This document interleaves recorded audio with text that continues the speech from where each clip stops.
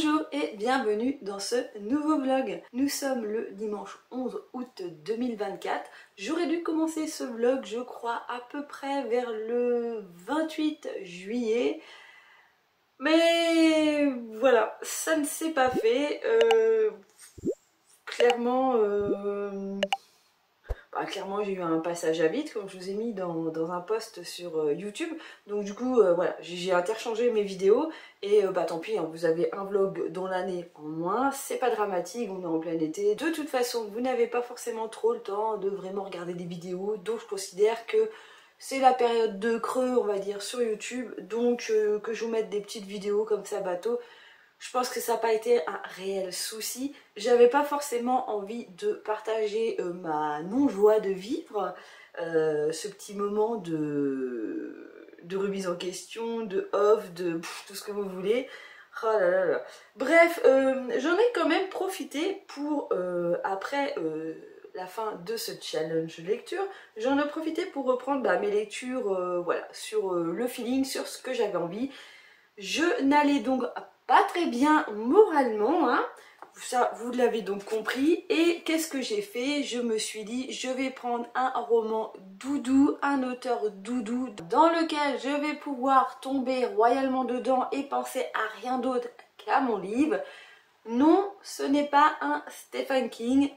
Non, non, non, non, non. J'ai donc entamé le 3e tome de la saga, l'autobiographie de Earl Thompson. Donc comprendre sa douleur. Voilà, il est vraiment beaucoup plus petit. Hop, si je vous reprends le dernier que j'avais lu, c'était Tatou. Voilà, hein, il est vraiment beaucoup plus petit. C'est une... alors, je vais dire une autobiographie posthume. Je suis pas sûre que ça se dit comme ça. Mais voilà, c'est une biographie posthume de la suite des aventures de son personnage, là, qui change de prénom. De ce personnage de Jack qui change de prénom à chaque tome, hein, c'est ça qui est assez étrange, c'est que là, du coup, là on est avec Jarl Carlson, avec un J et pas un C comme Carl, prénom très bizarre. Voilà, il change le nom de son personnage à chacun de ses romans, c'est assez bizarre, alors qu'il reprend en fait à chaque fois le fil de l'histoire, ça part pas sur autre chose, il n'y a vraiment pas un break entre chaque bouquin ou peut-être avec le deuxième il y a peut-être un petit break, mais je trouve que là, en tout cas dans le 3e, on reprend clairement la scène finale du tome 2, qui n'est pas la scène la plus joyeuse du bouquin, et quand ça ne va pas dans ta vie privée, eh bien ce n'était pas le truc à lire. Voilà, donc ce roman commence par, on nous rappelle le décès de son grand-père, où il habitait avec sa grand-mère dans une espèce de pseudo-caravane. Voilà, des gens qui n'ont vraiment pas d'argent, qui sont au fin fond du Kansas, non, du Kentucky, du Kansas. Ah là là, je ne sais plus, non, c'est le Kansas. Je trouve que dans ce volume-là, il y a vraiment, allez, les 50, là j'ai du quoi, je suis à 164, il y a vraiment, ouais, les 50 premières pages où on te remémore entièrement cette histoire du décès de son grand-père, tout ça, machin. Déjà que dans le tome 2, ça a été quelque chose de compliqué, émotionnellement compliqué pour moi, passer ce passage-là. Donc là, clairement, me le retaper, eh bien, c'est tellement bien écrit, j'aime tellement son écriture que, eh bien, voilà, l'émotion est toujours là, c'est toujours, même si tu sais, voilà, tu sais comment ça finit, tout ça. Non, l'émotion est toujours là, c'est toujours un passage très délicat. Voilà, voilà. Et donc après, on reprend le cours de sa vie. C'est-à-dire que là, il a fini... non, il reprend ses études, parce que c'est méga complexe sa vie. Vous savez, il est parti dans les Marines, à l'armée. Là, il revient de l'armée.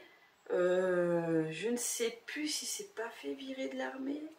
Ah, je sais plus. Ou s'il a fini son truc de l'armée. Bref, je sais plus exactement. Ouais. Là, je ne l'ai pas lu pendant une semaine au moment où je vous prends, donc voilà, j'ai perdu le fil un peu. Mais c'est un détail, c'est pas l'élément le plus essentiel au bouquin. Mais donc là, il est en train de faire des études d'aide-soignant et donc il bosse voilà, à l'université et en parallèle, il est donc dans un institut psychiatrique. Et voilà, et donc là il nous raconte son quotidien dans cet institut avec des personnes voilà, qui ont des problèmes, qui sont pas toutes, qui sont des personnes un peu bizarres hein, que tu peux trouver dans un hôpital psychiatrique, voilà, je vais pas rentrer dans les détails. Et en même temps, eh bien, on suit comme d'habitude ces histoires de cul, ces histoires de recherche de filles, voilà, toutes ces aventures. C'est toujours autant passionnant alors que voilà c'est une tranche de vie hein, clairement mais je sais pas, c'est vraiment bizarre parce que c'est pas du tout mon type de lecture à la base mais je m'attache énormément à ce personnage et là je me dis que quand j'aurai fini je vais être dans la merde là parce que Earl Thompson va me manquer. Bon, j'ai un Michael McDowell que j'ai acheté je vous l'ai montré je crois dans un des derniers l'une des dernières vidéos. J'ai les aiguilles d'or qui m'attendent donc je sais qu'au niveau truc addictif comme ça d'auteurs que j'aime énormément je sais que je vais pouvoir basculer sur un autre là juste après avoir fini cette œuvre mais c'est dingue comment j'en entends pas parler en fait déjà du Jardin de Sable. Je sais pas, moi je suis vraiment rentrée voilà, si vous croisez ces bouquins sans rire, essayez-les parce que c'est quelque chose quoi. On est vraiment dans une tranche de vie au moment de la guerre, de la Seconde Guerre mondiale. Là je crois qu'on est plus dans les années 40-50, donc on est sur de l'après-guerre, mais on est vraiment dans... Ouais, on est au cœur d'une certaine population qui n'a pas forcément de sous. Là, on est dans une... du coup, là, on est dans une population étudiante. Et je sais pas, je trouve qu'on rentre vachement bien dans l'époque, dans le roman. C'est super bien écrit. Il y a vraiment beaucoup d'émotions. Tu te dis, le mec, voilà, il est juste en train de draguer des meufs. Voilà, des trucs d'adolescents, on va dire. Des trucs d'étudiants. Voilà, tu dis, ouais, bon... sans grand intérêt et pourtant je sais pas, je trouve qu'il y a toujours quelque chose, il y a toujours quelque chose de hyper émotif dedans alors que le mec, je vais pas dire c'est un connard mais c'est quand même un connard et je sais pas, je trouve qu'on s'attache énormément à ce personnage, en tout cas moi je me suis vraiment attachée. Là à l'heure actuelle je suis dans un passage en fait où l'université, le directeur de l'université, les hauts placés dans l'université font un peu la chasse aux homosexuels. Il y a vraiment une société homophobe à cette époque-là où ils considèrent que ce sont des êtres malsains, entre guillemets des erreurs de la société. Vous voyez un petit peu ce qui se passait dans ces années-là. Je trouve ça assez intéressant en fait d'avoir un témoignage de cette époque-là, de cette lutte, parce que lui il considère que c'est pas normal en fait qu'on interdise l'entrée à l'université de personnes qui ont des préférences sexuelles dites pas normales, on va dire, à cette époque-là. Voilà, il trouve ça totalement affligeant, inhumain, voilà, il est contre ça, il est un peu en lutte contre ça, il comprend pas, et du coup, ouais, il est face à certains événements qui se sont passés à cette époque-là. Voilà, il n'y avait pas l'ouverture d'esprit qu'on a maintenant, et voilà, et là je trouve que c'est extrêmement intéressant. On est vraiment dans des passages de... C'est vraiment un reflet en fait de la société de l'époque, et c'est ça que j'aime énormément dans ce livre.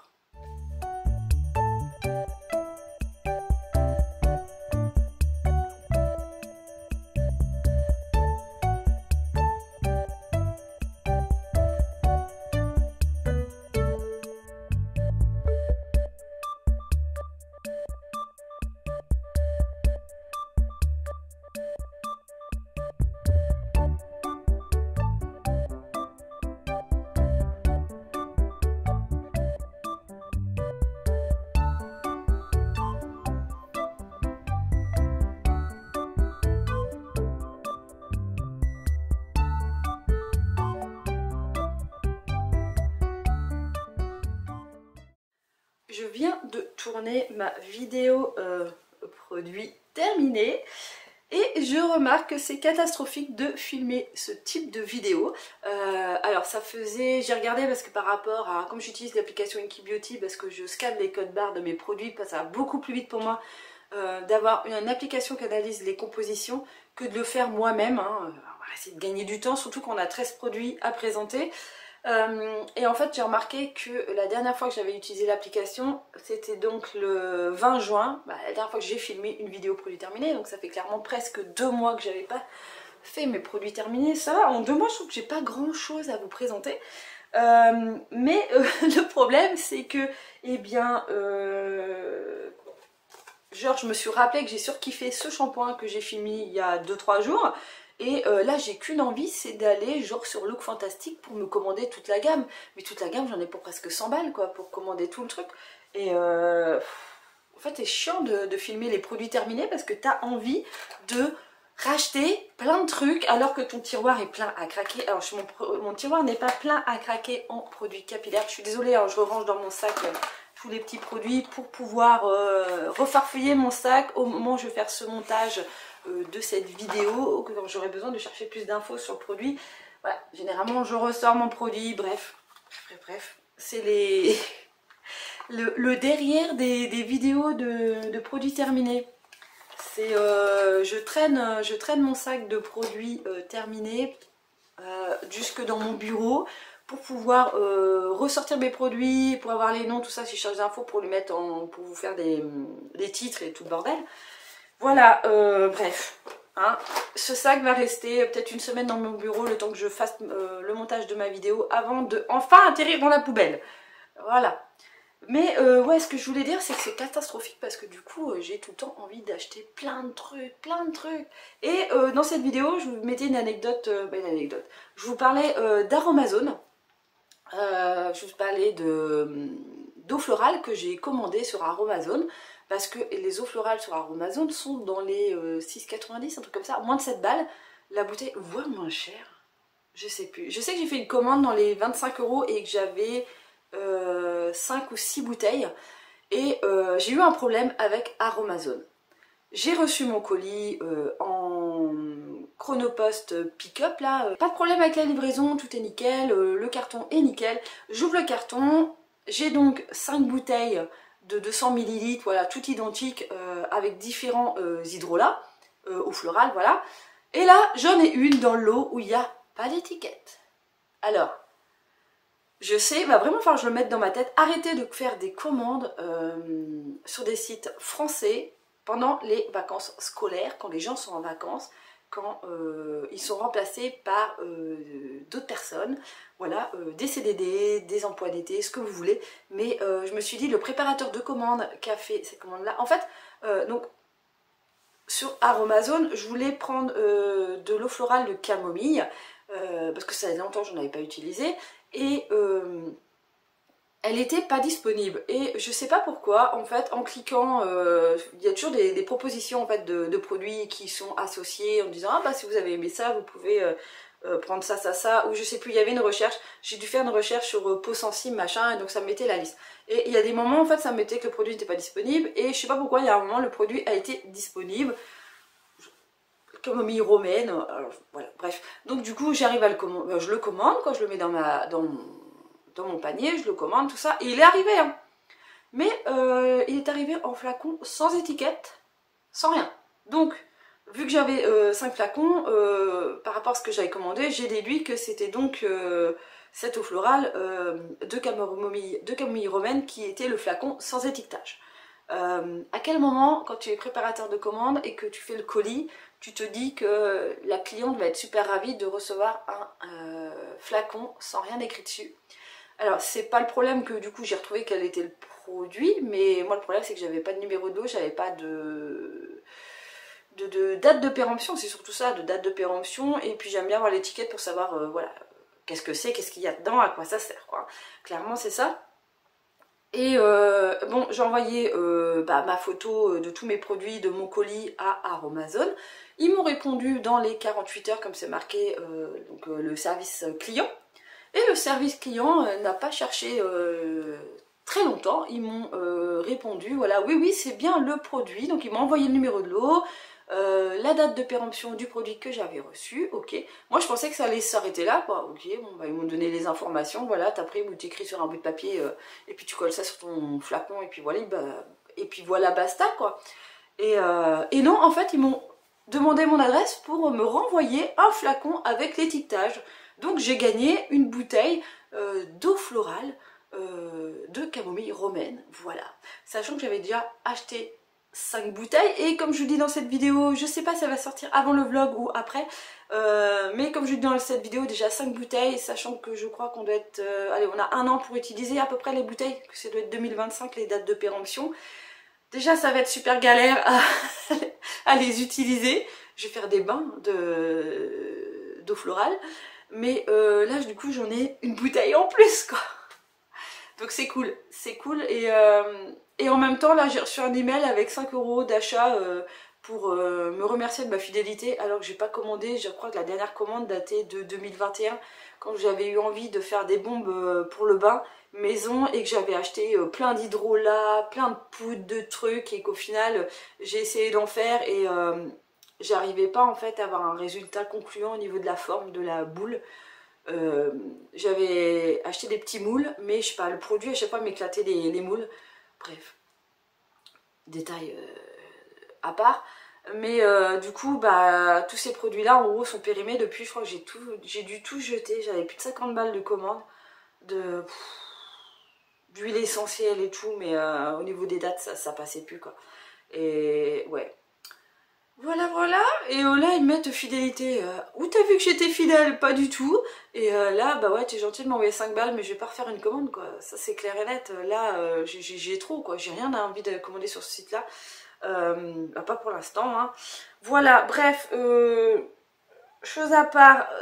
Ouais, tout ça pour vous dire que les préparateurs de commandes chez Aromazone, bah, ils sont pas top pendant l'été, mais le service client est méga réactif et super sympa, parce qu'ils auraient pu s'arrêter là, de dire oui, on vous confirme que ce que vous avez reçu, c'était bien cette cette eau florale là, et que voilà, le numéro de l'eau, la date, ça aurait pu s'arrêter là. Mais ils ont quand même eu l'honnêteté, la super gentillesse de me renvoyer, bah, du coup en colissimo, donc la bouteille... qui avait un problème, voilà, clairement. Voilà, tout ça pour vous dire ça. Et j'avais aussi envie de vous parler d'une série que j'ai terminée il y a quelques jours, qui est disponible sur Prime, parce que j'ai pris Prime, voilà, j'ai vu que je pouvais l'avoir gratuitement pendant un mois, donc j'ai repris Prime. Bah, juste pendant un mois je l'ai arrêté parce que sincèrement j'ai rien trouvé d'intéressant sur cette plateforme. En tout cas dans les films d'horreur, bah, on va dire que 99% je les ai déjà vus, le reste m'intéresse pas. Dans les séries c'est pareil, et j'ai terminé Vows to Die, bon, ceux qui doivent mourir en français, un truc comme ça. Donc ça parle de... on est à l'époque romaine, et ça parle de... alors c'est pas des gladiateurs, je sais pas comment on s'appelle ça. Je crois que si, c'est quand même des gladiateurs qui sont sur les chars avec les chevaux, là, les courses de chars. Les premiers épisodes sont hyper longs, l'histoire est hyper longue à se mettre en place dans les premiers épisodes. Voilà. Hein, alors, l'acteur principal de cette série est un mec qui joue dans Game of Thrones. Voilà. Et on a Anthony Hopkins aussi qui fait le... comment t'appelles ça? L'empereur, le vieux empereur en fait, voilà, le vieux empereur dans la série, et eh bien, faut s'accrocher les 2-3 épisodes, voilà, tranquille, l'histoire se met en place, et arrivé, il n'y a qu'une saison, il y a 10 épisodes, et arrivé à peu près au milieu, ça commence à devenir croustillant. Alors, faut aimer... voir alors, des meufs, des mecs à poil, hein, parce que en gros c'est une série où ils forniquent tous ensemble. Bah, disons qu'il y a beaucoup de scènes qui se passent dans des salons, bah, dans des espèces de maisons closes. Voilà, donc, et puis voilà, il y a de l'homosexualité, il y a, oui, il y a beaucoup de sexe, voilà. Ça représente très très bien l'ambiance qu'il pouvait avoir à Rome à cette époque-là. En tout cas, ce qu'on pense de comment c'était à cette époque-là. Voilà, j'aime bien, c'est assez violent, il y a des meurtres, voilà, il y a des factions en fait qui courent les unes contre les autres, il va y avoir des conflits entre les différentes factions d'écuries, de chevaux, de savoir qui va gagner, les meilleurs dresseurs de chevaux, il y a les meilleurs pilotes de chevaux, voilà, de chars.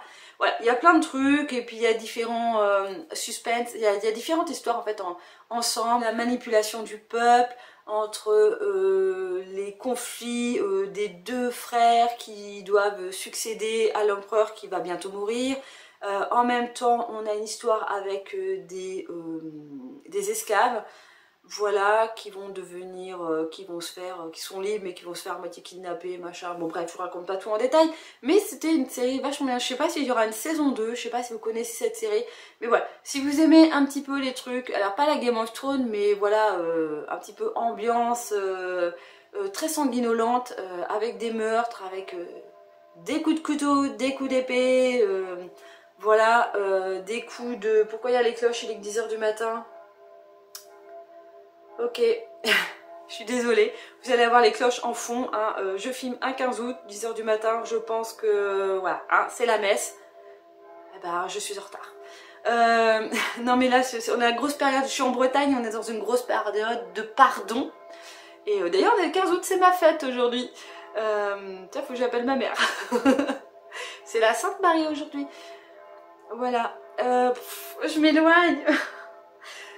Bon bref, moi je vous conseille cette petite série qui est assez sympa, où l'intensité réellement de la série est dans les derniers épisodes. Par contre, j'ai pas aimé la fin. La fin de la première saison, le dernier épisode, j'ai pas du tout aimé. C'est pas comme ça que je voulais que ça termine. Voilà, hein, on va dire ça. On en reparlera en commentaire pour ceux qui vont voir la série ou qui auront vu cette série. Mais clairement, le dernier épisode, je voulais pas que ce soit comme ça. Voilà, je voulais pas que ce soit ce personnage-là qui prend le dessus. Voilà, j'en dis pas plus. Sinon, j'ai commencé aussi sur Prime La Servante Écarlate. Voilà, et ben je la finirai pas moi, hein, parce que vu que j'ai arrêté mon abonnement, il me reste quelques jours, mais je vais pas m'y attarder. Ça m'a déçue parce que dans le premier épisode, je crois que j'en ai regardé 2, hein, j'ai vraiment pas été loin. Mais clairement le premier épisode raconte tout le bouquin dans l'autre sens, voilà, tout tarte-tatin du bouquin, clairement. Hop, on passe à la fin, hop, je te remets au début, pouf, un gros mélange, hein. On a fait tomber le bouquin, on a repris les bouts dans tous les sens. Et clairement tout le bouquin est dans le premier et deuxième épisode, hein. Donc je me suis dit qu'est-ce qu'on va avoir de plus après, à part partir dans des divagations qui ne sont pas dans le bouquin. Voilà, je pense que la série part comme ça, part clairement sur une suite inventée du bouquin, et ça me dérange énormément. Donc, et puis j'ai pas accroché, je sais pas, il n'y a pas de dynamique, c'est mou. Je sais pas, pareil que le début du bouquin quoi, j'ai pas accroché à la série là, dans 2 épisodes, je sais que je devrais attendre, c'est comme With to Die, il aurait fallu que j'attende quelques autres épisodes, mais clairement j'ai pas envie de me plonger dedans, et puis les séries avec les épisodes qui durent 1 heure, ça me gonfle. Remettez des séries avec des épisodes qui durent 20 minutes, 30 minutes, 35, 40 grand max, mais pas 57 quoi. C'est beaucoup trop long quoi, c'est quasiment la durée d'un film. Non, ça me fait chier, ça me prend trop de temps dans la journée que de me dire tiens je vais me faire un petit épisode, hop je passe à autre chose. Non c'est trop chiant, ça me saoule. Voilà, je suis vraiment de l'ancienne école avec les séries qui durent 20 minutes, donc on va rester dans des séries comiques, hein, parce que généralement c'est le format des séries un peu plus comiques. Voilà, et je vais m'arrêter là parce que je pense que le son de la cloche doit vous saouler un petit peu. Voilà, on se retrouvera sûrement un petit peu plus tard pour parler lecture. Recoucou, ce week-end je suis allée voir ma maman, on en a profité pour aller à Emmaüs. Je vous avais filmé un plan chez Emmaüs de la partie livresque du magasin, et malheureusement en fait ça fait un, comment dire, un rectangle avec une étagère un petit peu centrale, donc il y avait vraiment personne. Je pensais qu'il y avait personne en fait dans cette zone, et donc j'ai commencé à filmer tranquille. La dame était à son petit guichet là, elle me voyait pas, donc j'ai filmé un peu et puis j'ai tourné pour aller dans l'allée sur le côté, et je me suis retrouvée face à une dame qui m'a un peu fait peur. Bref, j'ai le réflexe de baisser mon téléphone et de dire bonjour quoi. Mais en fait, j'ai pas fait attention qu'en descendant mon téléphone, en fait, ma vidéo c'était tout simplement pas enregistrée. Donc je vous ai fait un autre petit plan de livres qu'ils avaient de grand format policier. Franchement, il n'y avait pas forcément grand chose dans cet Emmaüs dans mes lectures à moi, de ce que j'aime lire. Voilà, c'était vraiment quasiment que du classique, du contemporain, des choses comme ça. Mais j'ai quand même réussi à trouver le rayon de ce qu'ils appellent policiers noirs. Donc tu trouvais un petit peu d'horreur, des trucs comme ça dans cette zone-là. Et je suis tout, franchement je pensais repartir bredouille. Et là je suis tombée sur un Donatart. J'ai le Chardonneret. Je sais parce que je l'ai en exemple là. Je sais même pas comment ça s'appelle, c'est pas une quatrième de couve, c'est l'arrière de la quatrième de couve, je l'ai en publicité. Donc j'ai le Chardonneret à lire de Donatart et je sais que le maître des illusions est vraiment super bien. Je crois que vous êtes plusieurs à avoir lu assez récemment cette œuvre et je crois même que vous l'avez adorée. J'espère ne pas me tromper, que c'était pas plutôt l'inverse, mais je crois qu'il y a, je sais plus exactement qui, je crois qu'Adeline Bookish Bullish, bon, que je Ténébris Obscur... Oh, je sais plus, je te mettrai là le nom de ta chaîne, je suis désolée, j'ai zappé le nom, je l'ai résumé à Ténébris, mais je sais que c'est en 2 parties, et je crois que tu l'as lu récemment et que tu l'as adoré, voilà, donc j'espère que c'est ça. Donc voilà, donc j'ai trouvé ça, j'ai trouvé un Dan Simmons Nuit d'été, je crois aussi qu'il y a plusieurs personnes que je suis qui en ont parlé assez récemment, et là par contre je ne sais plus si c'était un flop ou pas. Derrière se marquait l'un des meilleurs thrillers des 5 dernières années selon Stephen King. Une histoire terrifiante au-delà de tout, donc j'espère que ça va être bien. Il y a encore une histoire de soldats de la Première Guerre mondiale qui réapparaît, ok, c'est l'histoire de pensionnaires dans un internat dans l'Illinois qui sont témoins d'une série d'événements mystérieux et terrifiants. Moi juste ça, je me suis dit oh ça doit être super sympa. Donc je verrai bien, mais je crois qu'il y a pas mal de monde à l'avoir lu récemment. Voilà, et après j'ai fait le tour dans les romans, on va dire classiques, parce que Stephen King était rangé dans tout ce qui était dans l'ordre alphabétique, c'était pas dans de l'horrifique ou du roman policier, voilà. C'était classé, le classement était un petit peu, alors quand tu cherches un terme précis, c'est un peu compliqué, quand tu cherchais un peu de tout, ça allait. Bref, en Stephen King, ils avaient pas grand chose, en tout cas ils avaient 2-3 Stephen King et je les avais déjà. Mais je suis tombée sur l'auteur préféré d'Adeline, c'est vraiment presque une spéciale Adeline ce, ce haul. Je suis tombée sur Bret Easton Ellis, sur les lois de l'attraction. Donc c'est l'auteur de American Psycho. Par contre, je ne sais pas s'il y a un ordre dans les lectures de ces bouquins ou si c'est des one-shots. Mais j'ai vu l'auteur, j'ai dit vas-y prends, voilà. Je ne sais pas de quoi ça parle, je m'en fiche, je verrai bien. Voilà, faut que je lise cet auteur, ça a l'air vraiment génial et au moins j'en ai un. Voilà, et ben ce petit haul se résume à seulement 3 livres. Et oui, c'est tout. J'ai trouvé que ça dans cet Emmaüs, sincèrement, donc c'était l'Emmaüs de Mayenne. Sincèrement, cet Emmaüs là, au niveau des livres, il y a vraiment, c'est 2 fois moins grand en gros que celui de Quimper. Et puis voilà, dans mon type de lecture, de prédilection, l'horrifique, le fantastique, des choses comme ça, bah ils n'avaient pas forcément grand chose. Je trouve qu'à Quimper, il y a peut-être plus de donateurs dans ce thème-là. Voilà, je sais qu'il y a toute une caisse avec des Stephen King. Il y a, voilà, c'est très redondant chez eux, ils en ont beaucoup. Et voilà, je pense que c'est une question de donateurs aussi, hein, dans les régions, différentes régions. Bah voilà, bah à Mayenne, il n'y a pas de lecteurs qui lisent la même chose que moi, en tout cas en donneur chez Emmaüs.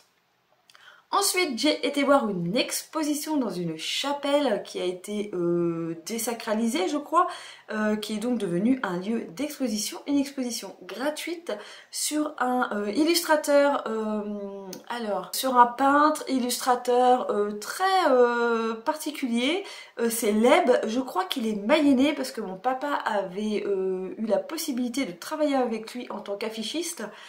Et donc ma mère le connaissait et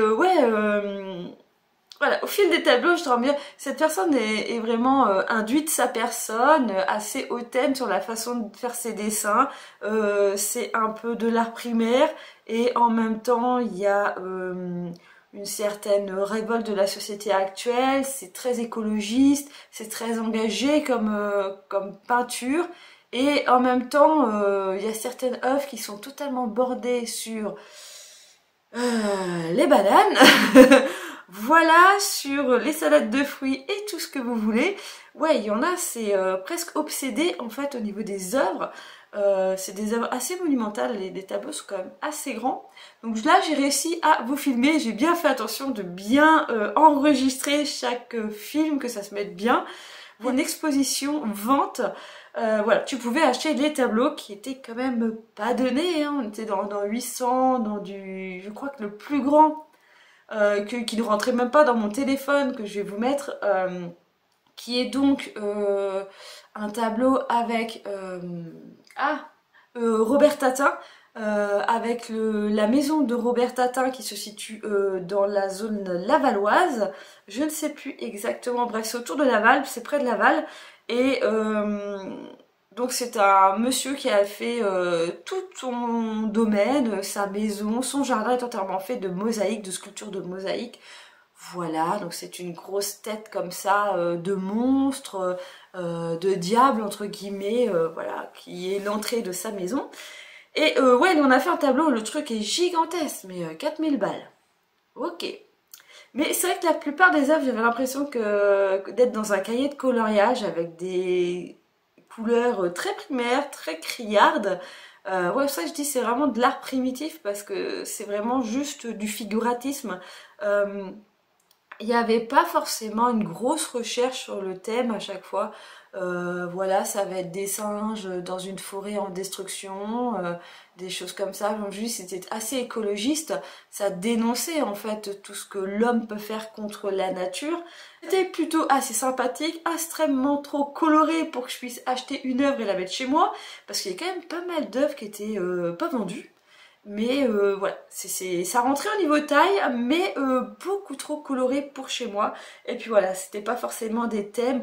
Il n'y a que les possédés que je vous ai filmés et que j'ai adoré. Mais bon, je me dis, mettre ça dans son salon, est-ce qu'on va pas s'en lasser très très rapidement avec des couleurs comme ça? C'est un petit peu le problème de ce type d'œuvre. Et bien voilà, ça c'était mon petit week-end. Pendant ce temps-là, j'ai quand même réussi à avancer un petit peu dans ma lecture. Voilà, tout doucement, hein. L'escargot du booktube, c'est moi. Je suis à la page 328. Eh bien, quoi dire? Ce personnage est toujours à deux doigts de se marier, ou il se marie... Et tu sais pas pourquoi, un petit peu du jour au lendemain, il a envie d'aller butiner sur une autre fleur, d'aller ailleurs, de tout lâcher pour aller ailleurs, pour voyager, voilà. C'est un petit peu du Kerouac par moment, où il est un petit peu sur la route. Il sait pas trop où mener sa vie, j'ai l'impression qu'il n'a pas forcément un but dans sa vie, hein. Il passe de nana en nana, c'est toute la femme de leur vie, machin, machin. Voilà, hein. Là, dans le deuxième tome, il était déjà papa, il a laissé en gros la jeune fille enceinte, il s'est barré. Dans ce tome-là, je pense qu'on est à deux doigts qu'il y ait un deuxième enfant un petit peu abandonné par son père. Donc je ne sais pas, j'ai pas regardé dans sa biographie combien il avait eu d'enfants. Mais voilà, je trouve que le schéma est assez redondant là dans sa façon de faire. Et du coup ça devient un petit peu casse-pied au niveau de la lecture. Parce que voilà, c'est tout le temps... il va pas forcément se poser, même au niveau de ses métiers, il n'arrête pas de changer de métier. Comme je vous disais la dernière fois, il bossait dans un hôpital psychiatrique. En même temps, il faisait des études de journalisme pour devenir écrivain. Là, il est plutôt journaliste parce que il passe un peu de journaux en journaux. Voilà, il se fait virer, il arrive à en retrouver dans d'autres villes ailleurs, de reprendre le même type de poste. Voilà, tu sens qu'il a envie d'écrire.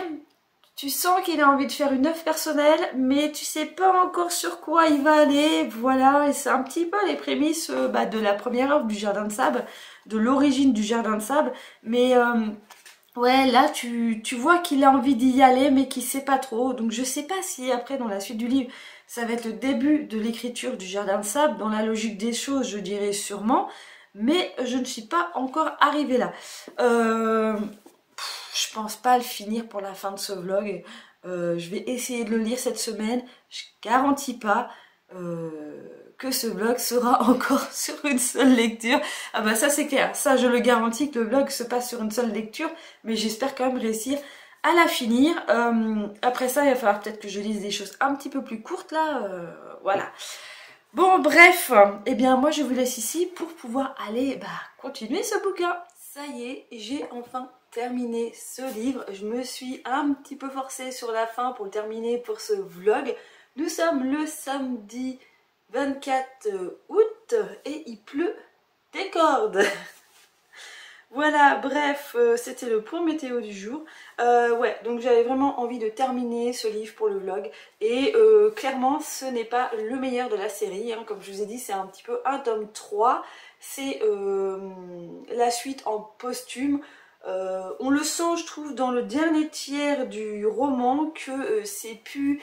alors je vais pas dire que ça a changé de style d'écriture, on reste dans le même style d'écriture, mais je sais pas, je trouve que les événements sont moins intéressants, je sais pas trop où ça nous emmène.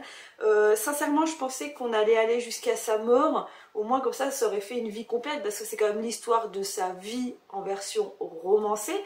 Parce que je crois que dans le premier, dans le Jardin de Sable, il a 2-3 ans quand commence le livre, ou 4 ans, un truc comme ça. Bref, vraiment, quand elle est jeune, je pensais sincèrement qu'on allait aller jusqu'à la fin de sa vie, histoire de clôturer son histoire, mais pas du tout. On s'arrête clairement, comme je vous ai dit dans le dernier rush, à l'édition de son premier livre, donc Un Jardin de Sable, comment il a galéré pour pouvoir trouver un éditeur, et que, on va dire, c'est un moment de pur hasard qu'il a réussi à trouver un éditeur.